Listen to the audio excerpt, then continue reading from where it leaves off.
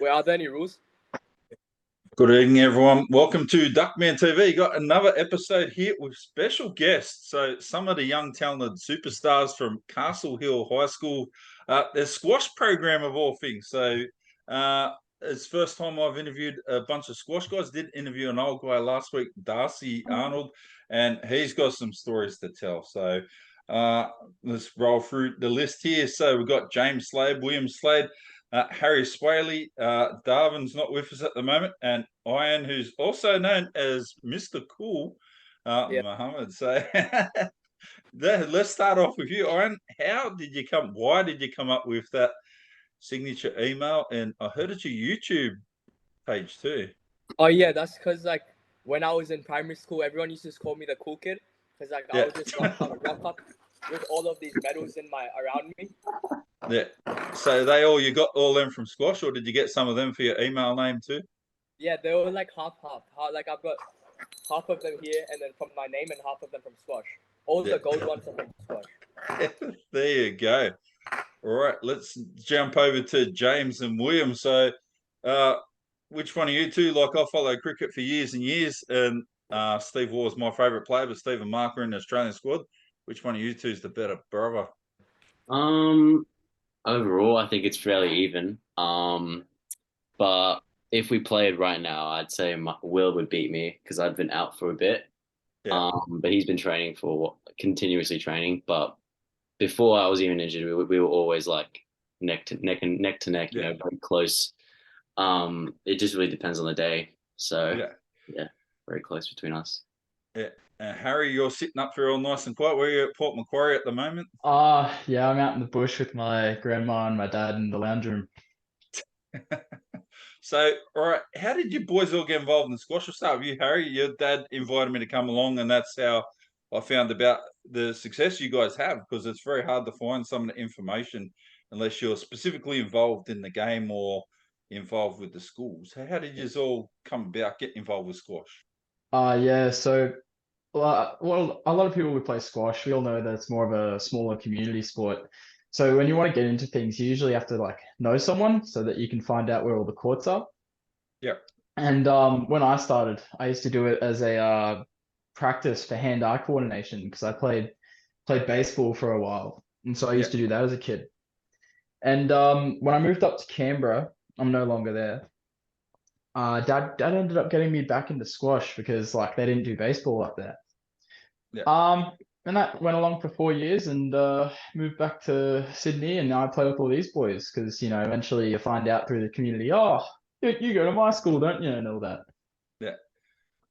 So how coincidental is it that you all go to Castle Hill High School as well? Like, did you plan to all go there? Like, with mates went to primary school together and stuff like that, and it just happened, or you just at the same place at the same time? You all had a love of squash, or did the school sort of select people and try to build a super team?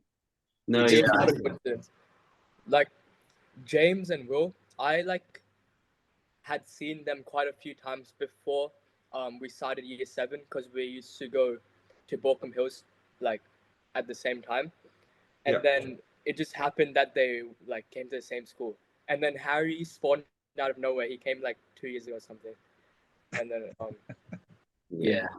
and then we had Casper and Darwin, who are year 9. So Casper came out to Sydney in 2020 around a lockdown time, and then just coincidence that he lived in the same area as us and was going to the same school as us. And then Darwin, I've known Darwin for a long time, and then it was also just a coincidence that he was like going to our school as well.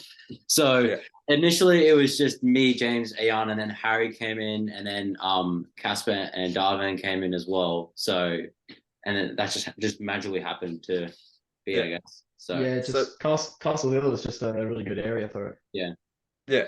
So how did you and James get started there, Will, with the whole squash, your little adventure so far? So how I started squash, me and my brother, is my dad used to play squash. Yeah. And before squash, I used to play a lot of soccer and tennis. Yeah. So, and after I did one season of soccer, and then me and James didn't really like it, and then my dad suggested to do squash instead. So we gave it a go, and then from that point on, we just love playing squash from that point on. So This was probably 2016, so yeah, seven. so it was like, it was like 7 years ago. So yeah, Yeah. But yeah. So, and how did you get involved in it, Ian? So I started in 2019. Yeah. But like my dad, he plays squash and like he still does. And yeah, I used to play cricket like before 2019 everything. But cricket, it got a bit boring because I didn't like it was like really annoying because you have to rely on the weather a lot. If it's raining, you can't play, and then it like messes up everything. And that's why I started playing because my dad plays it, and then I liked it more. So I stopped playing cricket, and then yeah, continued with squash. Yeah, there you go. So you've all started reasonably young, even though you haven't all been playing for years and years. So how did you find? So you've got involved with squash through your parents and things like that, but there's not that many people really playing a level of squash at your ages, really. So at a competitive level. So how quick did you like go from just starting out in your infancy and your squash careers to kicking up and realizing we're pretty good at this and kick on, start being in state and national championships and stuff like that? Yeah. With me, it was more with my brother and I. We were surrounded by a lot of older, like I'm not saying they're super old, but like men basically, not a lot of Yeah. juniors, especially in Borkham Hills, which basically improved us quicker than if we played with juniors. Yeah. We kept, improving every time. And Yeah. we're actually quite good at this. When then we started to expand ourselves from that and play more outside of Borkham Hills and different areas of Sydney, and then play more tougher juniors. Yeah. It was a big step for us because playing like people who just play social at Borkham Hills to compare people to juniors that are just competitive are different. So it was a big step, but after like a bit of time, we adjusted to it and we pushed them and so on, and we've continued what we're doing now, playing Yeah. competitive juniors, but at a even higher level than what we were at the beginning. Yeah. So now all you boys are 17. So how competitive is like the under 18 age group or your age comparison group in like, let's say, New South Wales as a whole in squash and then at a national level in squash? Yeah, people our age, we go to like all the tournaments, and obviously in a lot of the tournaments there's age brackets. For our, Yeah. our age group is like fairly, I wouldn't say huge, but in skill, it's fairly Yeah. good. So anywhere ranging from ages to like 15 to 18 before you reach the cutoff for the 19s bracket is Yeah.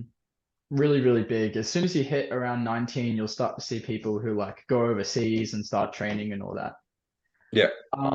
But for as far as we go right now, I know the two Slade boys are extremely big on squash, and huge props to them. They play very, very good squash.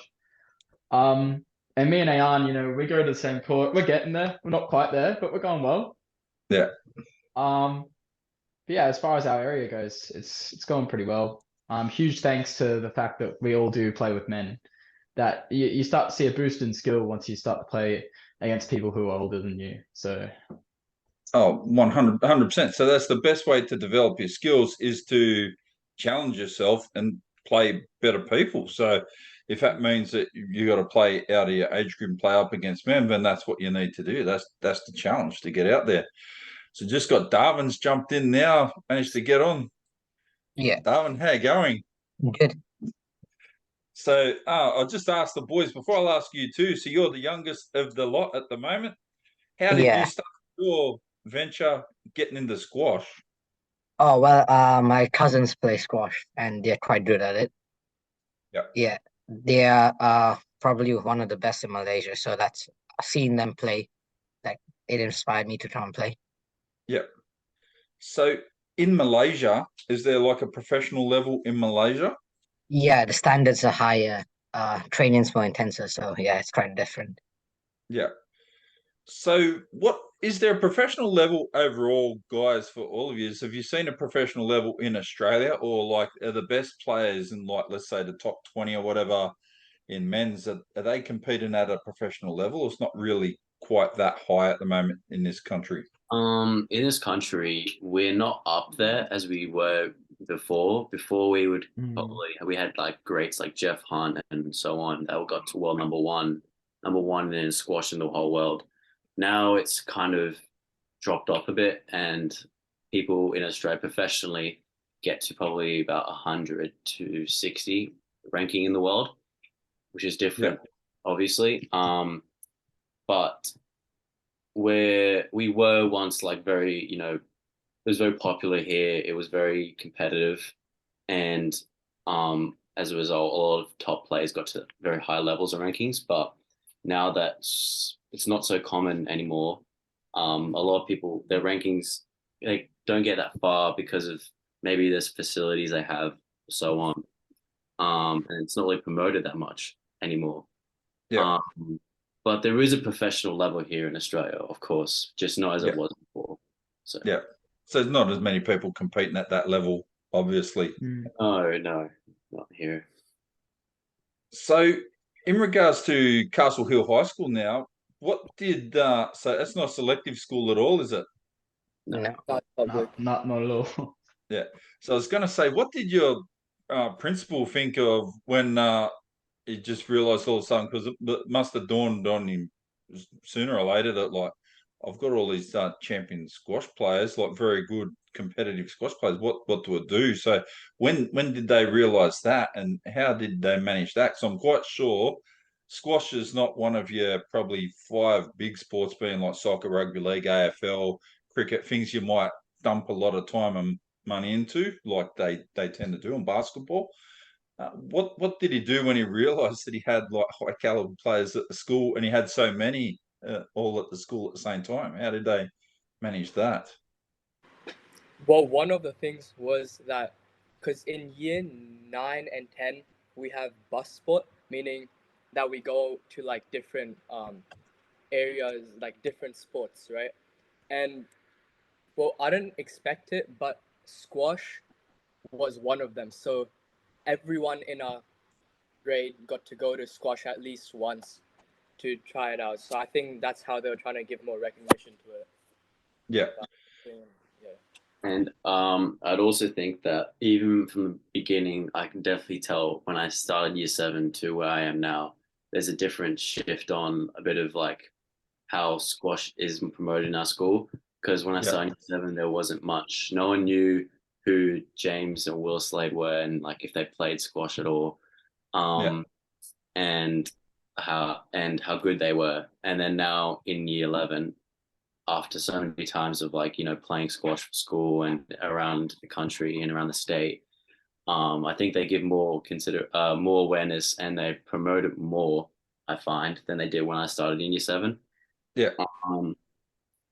And obviously because of that, they know that I play, and then everyone in not just my grade but also in different grades of the school know that I play competitively, and they're like very surprised, and even the teachers praise me a bit of it. But yeah, I played when I was at school, through school in the 90s, and like you said, it was considered it was a social sport. So you go and do it if you weren't playing one of the competitive grade sports I had listed for school, where you play against other schools. It was still good. There were some decent squash players, but not anywhere near the level you guys are at now. So I find it amazing that there's such a big group all in one school all the same time. Do you have a dedicated squash coach at school at all that manages it, or teacher who looks after the squash? And are they any decent? Yeah, unfortunately, we don't have a dedicated squash coach, but I'd say we're pretty lucky. We have a huge PE staff at our school, and most of the time they chip in, they help us, and they even drive us to tournaments sometimes, and they're obviously good to chat with. But as far as coaching wise, we all have our mainstream courts that we go to, and we get coached there. As James pointed out before, the rise in squash level has gone down a bit, as in pro. And the reason why is because there used to be like 300 squash courts in New South Wales. Now there's so only about what 20s and the 10s, around not about much. there. Not much at all. And No. so yeah, obviously the fall in like skillmanship at like pro level has gone down because less awareness due to less courts. Yeah. Right? How are people supposed to play squash if they aren't they don't drive by a court and think, oh, I wonder what that is. So that's a bit sad in that. Yeah, that's what I've seen, the drop off. So in the 90s, when I was playing where I live, Glenmore Park now, I used to live at Warrington. Darcy played squash at the squash court I used to play at when I was very young, where I started. And that's a gymnasium now. So there's another one that has become up Kingswood. It's become an Irish pub. So yeah, they'll never get that back. So when they lose them and not like replacing it with like for like or something better, I haven't seen that. So Yeah, they don't do that's that. it's just interesting. There's been the drop off, and people go, "Oh, why is Australian standards in squash drop?" Well, I don't think it has. I don't think there's many people participating. So pretty hard to achieve. Who's the New Zealand guy that's number 2 in the world at the moment? Paul Cole. Paul Cole. Yeah. Yeah. Yeah, But it's not he number looks 2 in the pretty. world. It's about 4. But yeah, Yeah. he's like 4 or 5 in the world. Yeah. Yeah, he looks pretty. He was sitting number 1 for a little while late last year. I was Yeah, he checked was. out some of what he does on YouTube. It looks pretty good. Yeah. So Yeah, very, very fit. Gotta give it to him. yeah. Yeah. Extremely good. So Darwin, compared to for level, so you got a different perspective. You can see what happens around the world a bit because your cousin's playing in Malaysia. What is the Yeah. standard like in Australia compared to the standard they're at in Malaysia? And like, where do they rank in like sort of their rankings over there? Yeah. Well, Malaysia is like one of the top countries in squash, and they culture their players. So like there's of course daily sessions you have to attend to, commitments. So like I know my cousins have to train every day after school, sometimes late at night, and then Saturday and Sundays are tournaments and fitness trainings. So where else in Australia we only have like one a week session and then private coaching on top of Yeah, that. So it's much less of a standard compared to Malaysia. yeah. Have they got less focuses on other sport? Like in Australia, you could play squash today, maybe you could be number 1 in the world. When money, you could play squash today. Tomorrow, you could go and play cricket, and people would accommodate that. And you could play basketball on Monday, and you could do 7 different sports in 7 different days, and that gets catered for in Australia. Is that the same in Malaysia? They really don't have that many other focuses other than what maybe football and No, basketball. Malaysia is more like badminton and squash. Yeah, There's more courts of badminton and squash rather than you see a football field. There's yeah, probably limited football fields, limited basketball courts. So more like in apartments, hotels. There's of course every single hotel has a squash court. Every yeah, single one has a badminton court to play in. So they encourage squash and badminton more than soccer and football. yeah. So overall, guys, how many people do you reckon how many people do you reckon are competing at your age, Darwin, in squash at like a state and national level in Australia that are good competitive players you would have to be up against on a regular basis? Then for the rest of you guys, how many do you reckon are competing in like under 17s, under 18s level in the same token? For me, there's about like good players about 15 in Yeah, Australia. Yeah, like Casper's one of them. Ethan Middleton. Yeah, there's about 15 of them in Australia. That's quite competitive.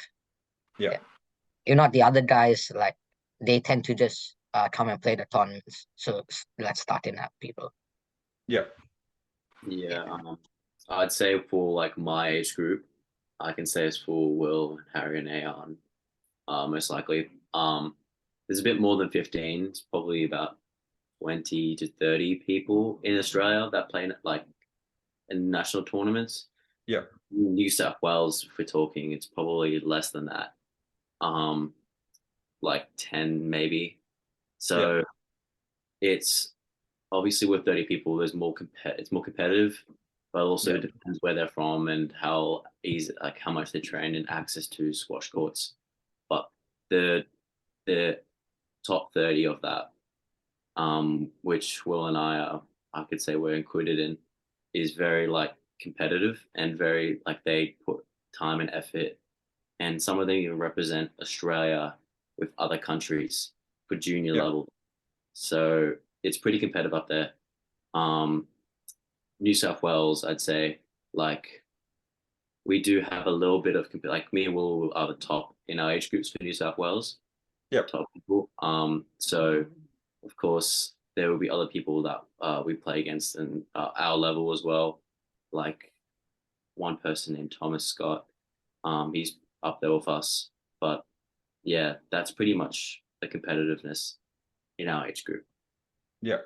So it's not huge, but you just be playing against the same people over and over again. So do you build good relationships with the top guys, the top echelon guys you're competing against? Yeah, I'd say we definitely do. I mean, I definitely have like a lot of friends from other states of the country, you know, and I feel that's one of the good things in squash is that you get to make new friends and build relationships and friendships with each other. And so, you know, in the coming future, who knows what other circumstances or any like squash tournaments, like, you know, staying at someone's house for a squash tournament, you know, you know them really well because you build some like type of friendship and relationship with them. So I say that's one of the best things about squash is just building like a friendship. Yes. Yeah. So how do you find it, Harry and Ian? How do you find the whole system? Yeah, on that note, like Will's dead on the dot. Due to squash having a bit like I think the population for squash in comparison to soccer, I think we have 3% of a population that soccer would in Australia. And then in that population of squash people, I think us as a total are in the top 12%. Yeah. But because it's that small and because it's that dense, anywhere in Australia, like depending on what tournament you go to, you'll always see the same people over and over again. So yeah, it's really, really good because the community is just like you go somewhere, you go to a tournament, it's like, oh, what's up, guys? Yeah, how you going? It's like a kind of like a regular meetup. So you do get to know everyone, and it's very, very good.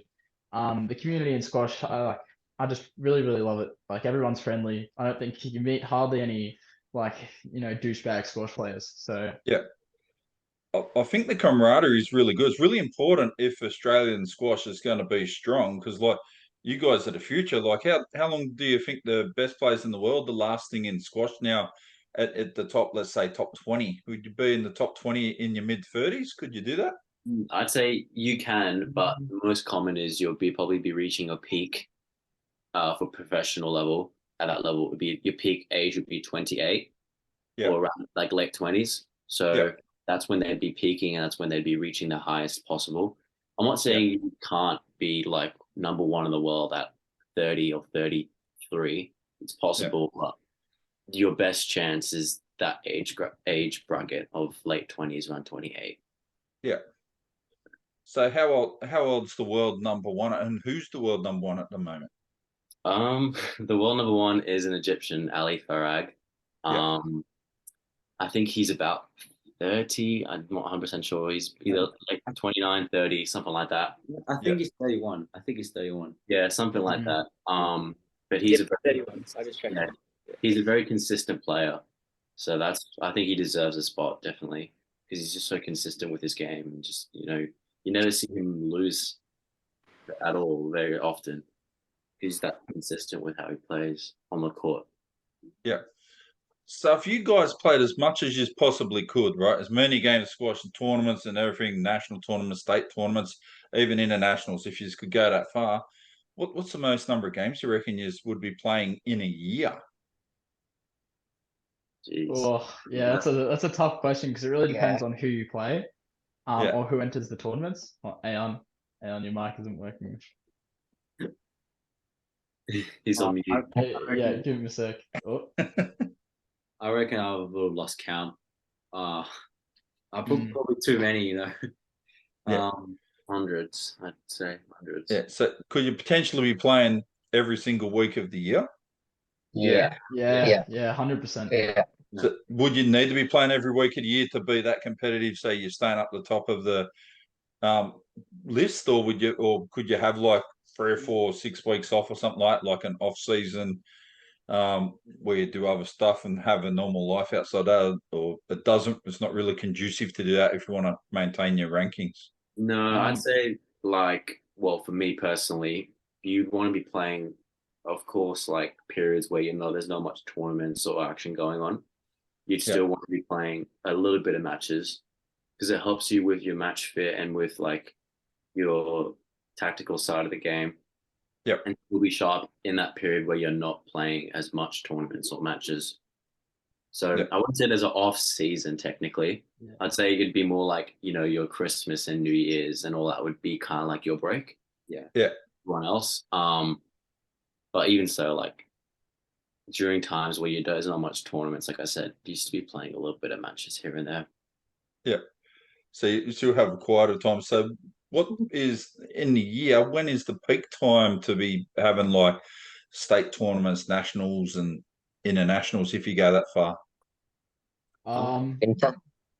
Yeah, so I think right now, as of this year, it's a bit odd because it changes every year depending when. The further down the track in the year you get, the more you have like the finals coming up. So I know, I don't, have they happened yet? The juniors, the YJCs. Right. So recent, I think it was April this year, we had the AJO, so it was the Australian Junior Open. Yeah. So that's where we could have anywhere from overseas playing the Australian Junior tournament. So people from New Zealand, Malaysia, anywhere from overseas can play.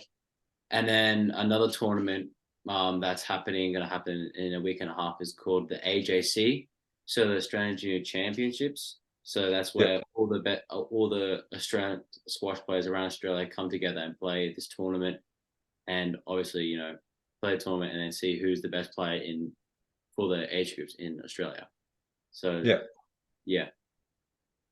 So that's pretty cool then. So let's have a look. Let's talk about some of the highlights you guys have had. So you've got some medals and bits and pieces with you. Who wants to start first and roll through some of your highlights and what some of your big achievements are? Ayan, you come back on. You can start my off mic first working? if you want. Yeah. Oh, Yeah, you're good. You're Mr. good. Cool. Yeah. Did I miss a lot? No, you let's don't. go. Let's go through and have a look. Ayan, how about you go first? Yeah, show off your medals. Show off your medals. All of them, okay. My first ever medal, 2021. It was at MASH, and so I won a one-day tournament and I got this amazing medal. Yeah. And then my second one, 2022. This is when, like, I started to go to more tournaments and stuff. This is and then Green Shield. So Green Shield, this was 2022. First Green Shield win, I think, if I remember. And then all of the other ones are like some form of CHS one. So there was this Sydney West 2022. Sydney West, like the same one that we won yesterday, but from 2022. And then we had the state championships, 2022 state championships, and then 2023 state championships, like this, and then the 2020. Wait, hold on. Oh yeah, and then the one that we got yesterday, the 2023 Sydney West. See, I can't even handle them because there's too many. So what's your biggest highlight been so far? My biggest highlight was when James almost bageled me, but like that isn't okay. So he define what a bagel is. Define what a bagel is. A bagel is when you beat someone and they don't get a single point. So you beat them like 15-0 or 11-0, 12-0. Oh, really? Yeah. Yeah.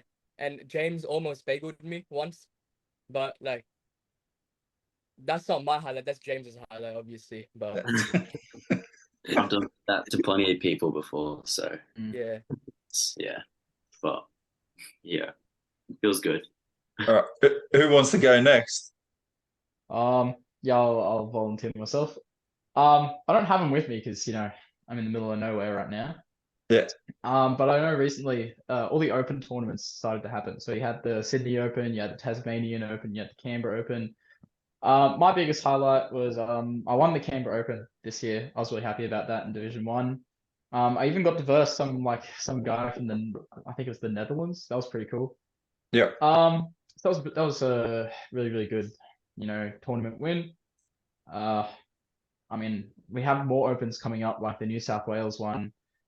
So that should be good in October. I think all of us are going to be entering that. Maybe James, we're not sure. But yeah, so that's mine. Yeah. Darwin, you want to go next? Yeah, sure. Yeah, this was my first one. So yeah, it was back in 2020. So yeah, my career started, or so-called Yeah. career started in 2020. Yeah. And then for the first 1-2 years, so up to 2022, it was like smaller medals. So like Tennant, Briars Club Championships. Yeah. But then it wasn't until 2023 where I started winning like bigger medals. So like the Norwest Championships. Then I started going to Australian Championships. So I came second for the Australian uh championships, which were this year. Yeah. And then I won more CHS medals, yeah, with the Yeah. school and the state. So I Yeah. guess like this year's my best year so far. Yeah. Winning medals. That's really good. Will, James, who wants to go next? You want to go first, Will? Oh, okay. Well, I've got a few CHS medals. Oh Yeah. God, I'll just bring up. It's quite a lot. Not all of these. It's Not not that all- many, bro. Yeah, Yeah, not that many. not all of these are CHS. Some of them are different types of tournaments. Yeah. I think some of the tournaments are from Parks. The Parks Yeah. tournament may have won. I've got a whoops. Sorry. I've got a trophy for runner-up for state titles this year. So Yeah. two in the in New South Wales for this. And then last year, I came runner-up for Australian Junior Championships for under 17 boys. So that was top two. I was top two in Australia last year. Yeah. And then, but this year I moved up in age bracket. So yeah, I'd say my biggest highlight is obviously, in this tournament here, because this was probably one of that tournament was probably the most biggest tournaments in the whole year for squash. So Australian Junior Championships, and doing coming second in that was probably one of my best highlights of my squash career. Yeah. So, That's very cool. James, so what you've got. Yeah. So I've got like one of my old medals, 2018. Yeah. So this was probably one of my first medals. Yeah. Up in the under 13 boys division in this tournament in Parks. So Yeah. that's one of my oldest. My first really big medal win would be this one, which is the Australian Junior Championships. Yeah. But it's the teams event, because we have a Yeah. team in New South Wales against other states. So my team for age group under 13s came second. Yeah. That was in 2018 also. I'd say this is my probably biggest highlight, which was the Australian Junior Open, which is what Will mentioned about the tournament in April. Last year, I came second in under 17 boys. Yeah. So that was probably my best, my highlight of my career. Yeah. And then, like I said, although I've been out for so long, I still got quite a bit of CHS trophies from like other ones. I don't know if you can see, like these are all CHS, most of them are. So stand. Yeah. So when they have sports days at school, you ever go, now let's medal up, boys, and go in, and then someone wins an award for coming like fifth in like cross country at school or something. Go, oh yeah, I'll tell you about these squash medals. I don't say it, but I think about it. You know, I'm not one to show off all these medals to everyone, but yeah, you know, should be proud of your achievements, but so yeah, definitely I am. So yeah.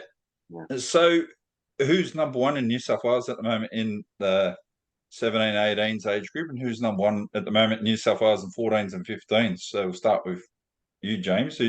Who's sitting up the top of the tree that you guys have got to? My age group, well, technically right now it'd be William, because I'm injured and Thomas Scott, which I mentioned earlier, who's one of our competitors in our age group, is injured too. So that makes kind of Will like the only person standing, you could say. Yeah. I mean, he's up there with us. Yeah. So he's one in our age group. And it goes by under 19s, under 17s, under 15s, under 13s. So that's in New South Wales. But in the country for under 19s, it'd be like Will's probably top 5 in the country. Yeah. Because there's other people above him. Yeah. And then, that's all I really have to say. So what's happening in your age group, Darwin? Oh, well, we got Casper on top. Was it Casper or Marcus? Casper, yeah. Yeah, Casper, Casper. I think Casper. Casper's, yeah, and then Marcus won. So, and I think they are both top in Australia as well as NSW. Yeah. They are both from New South Wales, Casper and Marcus. Yeah. And I train with Marcus, and Casper goes to our school, obviously. Yeah. And they're also one of the top 2 in Australia. Yeah. So we have like the top 2 players in under 15 boys are like from New South Wales, and one of them goes to our school, Casper. So Marcus Wang even has a squash court at his house. Oh, really? It's incredible. Yeah. It's kind of crazy.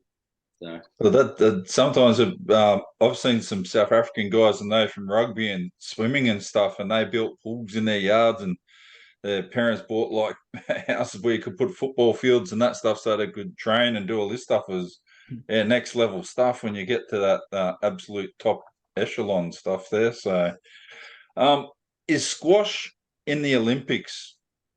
And do you reckon it should be in the Olympics? Because the Olympics, in my mind, I always thought was for amateur sports or professionals. Like, I think the Olympics has lost its shine a little bit now because it shouldn't really have professional footballers like Messi and that shouldn't be able to play in the Olympics. I don't care how good he is, because it's supposed to be an amateur sport or semi-professional at best, not have all the professional athletes competing.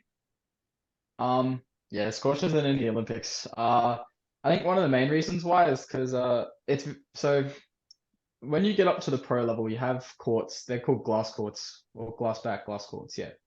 And that's only when you get like to the top of the top. Like when you go, I think there's only 2 glass courts in Australia, are there? I think so. One in Sydney, one in Melbourne. And there's one in Adelaide. Yeah, there's 3. Yeah, 3. And the problem with squash is it's kind of hard to view since it's a box. So to have like a wide audience it's a bit odd. So I think one of the reasons why it isn't in the Olympics is because, it's hard to gain viewership, plus the fact that it's not, extremely recognized. But it's squash gets a lot of like back and forth argument because it's both a team and an independent game. Yeah. So it's like, you can have a team of players and then, the total team rank is from each person playing a match. But you also have like your solo. I mean, I know squash has things like doubles, and doubles is extremely fun, I do have to add. But yeah, the reason why it's in the Olympics, just not enough recognition, which is just really, really sad, I reckon. Yeah. So does anyone else want to add a bit more to that, or give me your thoughts about that as well? Because I genuinely think I'm surprised that squash isn't in the Olympics, or at least getting considered for it on some sort of regular basis. So well, my view is I think it should be, obviously, and it isn't because it doesn't promote a lot of money and, like Harry said, viewership as well. Because then viewership will then create money, and at the same time, the Olympics are looking to promote sport, but also have some sort of profit and financial gain on top of that as well. And I think squash doesn't provide that much for them, because most sports, like you watch from Channel 7 or Channel 9, those are channels that everyone can see, pretty easy to access on the TV. But squash doesn't have that channel. It has its own channel, Squash TV. So it doesn't, and it's not promoted on your average normal TV. So that's why there's not much viewership as well. in Australia and around the world. Yeah. Unfortunately. So, who are the strongest countries at the moment in the world, or the strongest competitions, let's say, in the world in squash? The top three. I say Egypt's one of them. Egypt, yeah, Egypt's Yeah. huge. It is top, yeah. It really Egypt's number one. Yeah. Egypt would be one, and I would say number two would be probably England, and Yeah. then number three would probably be Malaysia. Those are Yeah. probably the top three Yeah. countries that are pretty dominant in the squash game right now. Yeah. Especially Egypt. So what about at a professional level for money and stuff like that in the sport? So United States normally up near the top of the pile for lots of those things. How do they compare in squash with money in the game and stuff? Unfortunately, there's not really much profit or money you get from being top. You can get quite a bit. Sponsorships help you a lot, Yeah. especially with your equipment and traveling and all that. Yeah. But compared to other sports, if we're talking about that, like football, rugby, it's not that high. Yeah. Fortunately, but yeah, that is what it is. Yeah. I that's won right. $100 once Yeah, from me this tournament. $100. Yeah, it is pretty poor up at the high level in comparison to other sports. Like, I mean, the average squash players, you can't use it as a way of making a living. Put it that way. Yeah. So, like for you guys, if you want to travel around, so what's your ambition in the future? Obviously, you'd like to play professional or as professional as you could, I imagine. And that will come at a cost to cover travel and that. So you would need obviously some sort of sponsorship and that to help each of you guys out. So do you think it's realistic to be able to maybe get sponsors who could help subsidize the potential to play around the world and do that sort of stuff? Is there that sort of reach in squash or not particularly? Will, do you want to take that one? yeah, I'd Yeah. say it can be done, but it would be very hard to do. Yeah. If you really want to take it seriously, you would have, for example, if I wanted to take it really seriously and play like internationally and become top 20 player in the world, I would have to move out of the country and move overseas, mostly somewhere in Europe, preferably Yeah. England, and find a coach, find a sponsorship, and then work my way up and build myself up the rankings to get to where I want to go as my goal or ambition. Yeah. Like I said, it can be done, but it's just a big leap of faith. So Yeah. All right. So I really appreciate your time tonight, all of you guys. What I want to do is go around each of you and ask what your ambition is like for your squash careers and how you'd like to see the year end up for you squash wise and that stuff. So particularly at school and all that sort of stuff. So we'll start off. Since we got you first, Will. We'll start off with you. okay. My ambitions for squash is to be top 3 in Australia by the end of this year. And my ambition for the school is to win more of these medals. Win more of these medals so that way we can and hopefully be able to promote more squash in the future. Yeah. As the amount of squash players we have in our school. So yeah. All right. Ian, we'll go to you next. Yeah, so like my ambition also is to beat James and Will one day, get much better than them, and then always hit cross-court nicks on Will until he says that I'm the best and he praises me, and then yeah. And for the school, obviously, like we won a trophy for it yesterday for our school, and we want to keep on getting them as long as we are still in school. But, yeah. That's good. Darwin, you can go next. Yeah, my ambition would probably be one of the top 10 in Australia, probably by this end of this year or maybe end of next year. And then for the school, win more of those medals until I finish high school. Probably be known for squash and probably be Casper one day. Yeah, that'd be nice. James. Well, my ambitions is more personal for me is to get back playing tournaments again after so long been out. Yeah. And be up there again, like Will said. like playing with him and traveling around with him, and also to win the school medals and all that next year, and until I finish school. I know I missed out this year, but I still got one more year until I finish school, so try and win more of those medals. So yeah. Harry, you can wrap it up for us. What's your ambition? As far as ambitions go, I mean, if I'm gonna be quite honest with myself, I just want to keep playing people that like chop me, so that I know I can keep getting better.